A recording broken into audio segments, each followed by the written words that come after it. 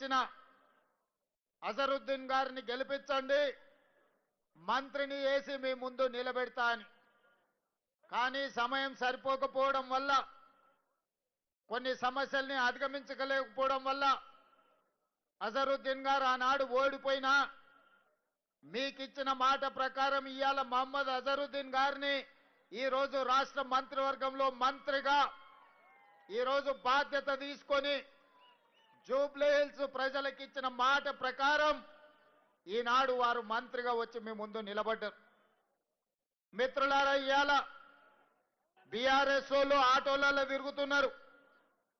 2023 ఎన్నికల సందర్భంగా తెలంగాణ ప్రజలు ముఖ్యంగా గ్రామీణ ప్రాంతాలలో, తండాలలో, గూడాలలో, మారుమూల పల్లెల్లో విద్యార్థులు, నిరుద్యోగ యువకులు, అమరవీరుల కుటుంబాలు, రైతులు, మహిళలందరూ కలిసి ఇక ఈ కారు మనకు వనికిరాదు, ఈ కారు అనుము చెడ్డది, దీన్ని వర్క్ షాప్లకు పంపించాలి, మెకానిక్ షెడ్లకు పంపాలి అని మెకానిక్ షెడ్లు పెట్టి టైర్లు వీకి రాళ్లు పెట్టి నిలబెట్టిరు.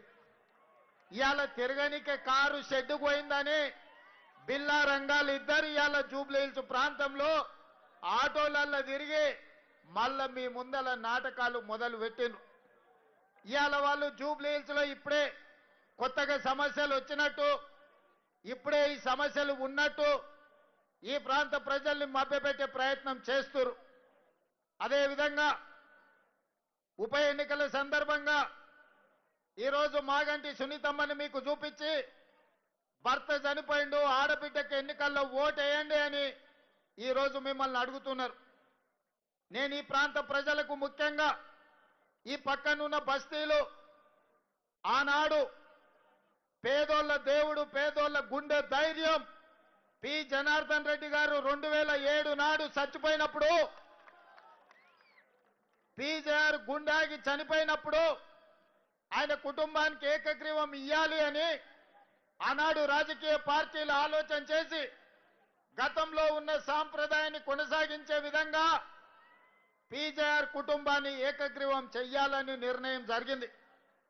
అందులో భాగంగానే ఆనాడు తెలుగుదేశం పార్టీ పెద్దలు నారా చంద్రబాబు నాయుడు గారు పీజేఆర్ కుటుంబానికి అభ్యర్థిని ఎన్నికల బరిలో పోటీ పెట్టకుండా ఏకగ్రీవంగా ఎన్నిక చెయ్యాలని ఆనాడు తెలుగుదేశం పార్టీ సహకరించి ముందుకు వచ్చింది. ఆనాడు చంద్రబాబు నాయుడు గారు పీజేఆర్ ఈ ప్రాంతానికి అందించిన సేవలను గుర్తించి ఎన్నికలు లేకుండా ఏకగ్రీవంగా ఎమ్మెల్యేను చెయ్యాలంటే చంద్రశేఖరరావు గారు ఎన్నికల బరిలో అభ్యర్థిని నిలబెడితే పీజేఆర్ కుటుంబం కేసీఆర్ ను కలవడానికి ఇంటికి పోతే 3 గంటలు గేటు ముందు నిలబెట్టి ఎర్రటెండలో కలవకుట్ట వెనక్కి పంపించి ఈ ప్రాంతంలో అభ్యర్థులు చనిపోతే, ఎమ్మెల్యేలు చనిపోతే ఎన్నికలు తీసుకొచ్చిన దుర్మార్గుడే కసాయే కేసీఆర్ అని చెప్పి నేను ఈరోజు చెప్పదలుచుకున్నా. ఆనాడు పీజేఆర్ నీకంటే ముందు ఈ నగర సమస్యల మీద, ఈ ప్రాంత సమస్యల మీద ఉమ్మడి రాష్ట్రంలో సమస్యల్ని పరిష్కరించాలని పోరాటాలు చేసిండు. అలాంటి పీజేఆర్ ఈ హైదరాబాద్ నగరానికి వివిధ ప్రాంతాల నుంచి వలస వస్తున్న ఉద్యోగాల కోసం, ఉపాధి కోసం ఈ ప్రాంతానికి వచ్చిన పేదవాళ్లకు నిల్వ నీడ లేకపోతే ఉండడానికి గుడిసె, తాగడానికి నీళ్లను అందించి పేదవాళ్ళను ఆదుకున్న చరిత్ర పి జనార్దన్ రెడ్డి గారికి ఉన్నది. ఈ పక్కన ఉన్న బస్తీలల్లా ఏ తలుపు తట్టినా, ఏ గుండె తట్టినా పీజేఆర్ సహాయం ఏ విధంగా ఉండేనో గక్కడ మా లంబాడ సోదరులు, మా ఆడబిడ్డలు, మా లంబాడి ఆడబిడ్డలు, మా రాములు నాయకునో, మా శంకర్ నాయకునో ఎవరిని అడిగినా చెప్తారు. ఈ ప్రాంతంలో ఈ లంబాడ సోదరులకు ఆనాడు పీజేఆర్ గారు ఏ విధంగా అండగా నిలబడ్డాడు. అలాంటి పీజేఆర్ కుటుంబానికి వ్యతిరేకంగా ఎన్నికల్లో పోటీ పెట్టి ఈనాడు ఎన్నికలలో, ఉప ఎన్నికల్లో సెంటిమెంటును ఈరోజు రాజేయాలని చూస్తున్నారు. అందుకే మిత్రులారా, ఇవాళ ఈ ప్రాంతంలో బోడబండ కావచ్చు, ఎర్రగడ్డ కావచ్చు, యూసుఫ్గూడ కావచ్చు, వెంగళరావు నగర్ కావచ్చు, లేకపోతే ఈ ప్రాంతంలో ఉండే ప్రతి బస్తీ కొత్తగా సమస్యలు వచ్చినట్టు ఇవాళ బీఆర్ఎస్ వాళ్ళు మాట్లాడుతున్నారు. నేను అడగదలుచుకున్న బీఆర్ఎస్ వాళ్ళను, 10 ఏళ్ళు మీరే అధికారంలో ఉన్నారు కదా, 2-3 సార్లు బీఆర్ఎస్ ఎమ్మెల్యేనే జూబ్లీ హిల్స్ నుంచి ఉన్నాడు కదా, కేటీఆర్ 10 ఏళ్ళు మున్సిపల్ మంత్రిగా ఉన్నాడు కదా, కేసీఆర్ గారు 10 ఏళ్ళు ముఖ్యమంత్రిగా ఉన్నాడు కదా, మరి ఈ సమస్యలు పరిష్కారం కాకపోవడానికి, బోడబండలో సీసీ రోడ్డు రాకపోవడానికి, ఈ ప్రాంత ప్రజలకు తాగునీళ్లు లేకపోవడానికి, మీరేసుకున్న గుడిసెల మీద కరెంటు వైర్లు పోవడానికి కారణం బీఆర్ఎస్ దొంగలు కాదా? ఇవాళ బిల్లా రంగాలు ఆటోలలో వచ్చి మీ సమస్యలు మేం పరిష్కరిస్తామని ఇవాళ బిల్లా రంగాలు చెప్తున్నారు. నేను అడుగుతున్నా, ఇవాళ తాడు లేదు, బొంగరం లేదు, తాడు బొంగరం లేనోడు వచ్చి ఇవాళ బోడబండ బస్తీని నేను అభివృద్ధి చేస్తా అని చెప్తే నమ్మడానికి ఇక్కడ ఉన్నోళ్ళంతా అమాయకులా? మా పాలమూరోళ్ళు మంచోళ్ళే కానీ మా పాలమూరోళ్ళు ఏం అమాయకులు కాదు. మట్టి పని, తట్ట పని, పార పని ప్రపంచంలో ఎక్కడ ఉన్నా కష్టపడి పనిచేసే మేము మంచేందో చెడేందో గుర్తుపట్టనంత అమాయకులం కాదు. అందుకే ఇవాళ మమ్మల్ని నమ్మించి మోసం చేస్తే ఏమైతుందో పాలమూరు జిల్లాలో చూసిండ్రు బీఆర్ఎస్ వాళ్ళు.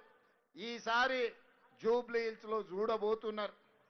అందుకే మిత్రులారా, వాళ్ళు చెప్పే అబద్ధాలు, వాళ్ళు లేవనెత్తుతున్న సమస్యలు, దీనికి వాళ్ళే కారణం కాదా? మీరు ఒక్కసారి ఆలోచన చేయండి. 10 ఏళ్ళ అధికారంలో ఉన్న వాళ్ళు 2 ఏళ్ళు కూడా మేము పూర్తి చేసుకోలే. ఈ ప్రాంతంలో 14,159 రేషన్ కార్డులు ఇచ్చింది కాంగ్రెస్ పార్టీ కాదా? అడిగిన వాళ్ళందరికీ రేషన్ కార్డులు ఇచ్చింది కాంగ్రెస్ పార్టీ కాదా? ఇవాళ పేదవాళ్ళ ఇళ్లల్లో 200 యూనిట్లు ఉచిత కరెంట్ ఇచ్చి కరెంటు బిల్లు కట్టాల్సిన పని లేదు. పేదల ఇళ్లల్లో వెలుగులు నింపాలి, పేదోళ్ళ కళ్ళల్లో సంతోషాన్ని చూడాలి అని ఇవాళ ఇందిరమ్మ రాజ్యంలో మీ బస్తీలలో మీ ఇండ్లకు ఉచితంగా కరెంట్ ఇస్తున్న మాట వాస్తవం కాదా? ఇవాళ ఇదే కాదు, ఆనాడు రేషన్ షాపుల్లో దొడ్డు బియ్యం కేసీఆర్ ఇస్తే ఆ దొడ్డు బియ్యము పశువుల దానాకు పంపించేది మా ఆడబిడ్డలు, మా లంబాడి ఆడబిడ్డలు ఈడు ఉన్నారు. ఆనాడు ఎవరన్నా కేసీఆర్ ఇచ్చిన బియ్యం తిన్నారా? మరి ఇవాళ ఇందిరమ్మ రాజ్యంలో మేము సన్న బియ్యం ఇస్తున్నాం. ఇవాళ ప్రతి కుటుంబానికి ప్రతి మనిషికి 6 కిలోల దాకా సన్న బియ్యం ఇస్తున్నాం. ఇవాళ సన్న బియ్యం అమ్మ తల్లిదండ్రులే కాదు, సంటి పిల్లలకు కూడా ఇవాళ అన్నం పెట్టే పరిస్థితి వచ్చింది. సన్న బియ్యం ఇవాళ మీకు అందరికి వస్తున్నాయా లేదా ఒక్కసారి ఆలోచన చెయ్యండి. దొడ్డు బియ్యం ఇచ్చినాడు, అవి ఎక్కడికో పోయేది. ఇవాళ సన్న బియ్యం ఇస్తే పేదోళ్ళు 4 బుక్కల బువ్వ తింటున్నారు కష్టపడి.